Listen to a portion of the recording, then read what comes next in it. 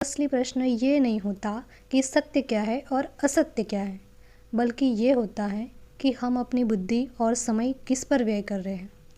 इसी बात से आज हम एक कहानी सुनेंगे। जंगल के एक हरे भरे बाग में एक गधा घास चर रहा था।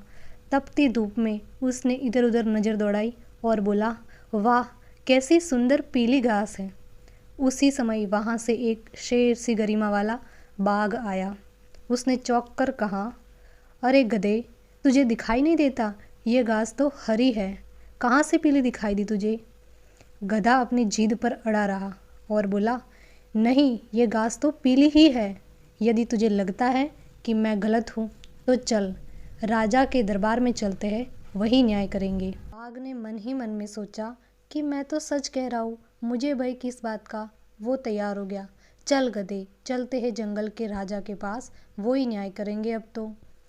अगले दिन दोनों राजा के भव्य दरबार में पहुँचे, जहाँ सारे जंगल के प्राणी उपस्थित थे।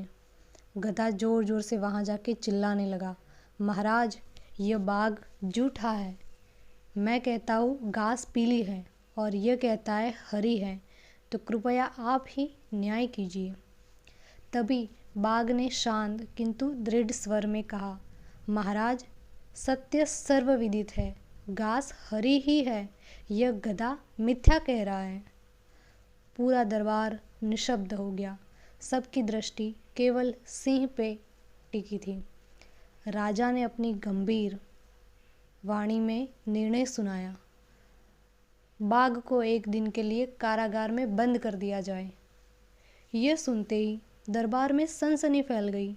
गधा खुशी से उछल पड़ा और बोला, देखा, मैंने कहा था ना, घास पीली ही है। और वह प्रसन्न होकर दरबार से बाहर निकल गया। वहाँ पर बाघ का अपमान और क्रोध चरम सीमा पर था और उसे तुरंत कारागार में डाल दिया गया। अगले दिन जब बाघ को रिहा किया गया तो वह सीधा राजा के समक्ष पहुँचा और विनम्र स्वर में बोला, महाराज, घास तो सचमुच हरी थी, फिर आपने मुझे दंड क्यों दिया? राजा गंभीरता से उत्तर दिया, बाघ, तू सच कह रहा था, मैं ये भली भांति जानता हूँ, परंतु यह दंड तुझे असत्य के लिए नहीं मिला। तुझे दंड तो इस बात का मिला है कि तू बुद्धिमान और सामर्थ्यवान होते हुए भी एक गधे के स्तर तक गिर गया। तू उसकी मूर्खता के साथ बहस करने लगा और अपना समय, अपना ज्ञान, यहाँ तक कि अपना मान भी व्यर्थ कराया। यही तेरी सबसे बड़ी भूल थी। बाघ मौन हो गया। उसके मुख पर पहली बार गहरी समझ की छाया उभर आई। उसे समझ में आ गया था कि मैंने क्या गलती की है।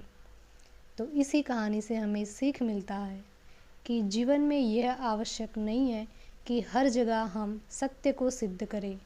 बुद्धिमान व्यक्ति कभी भी मूर्खों से बहस करके अपना स्तर नहीं गिराता, क्योंकि कुछ लोगों से बहस जीतने का अर्थ भी हार के समान होता है। धन्यवाद।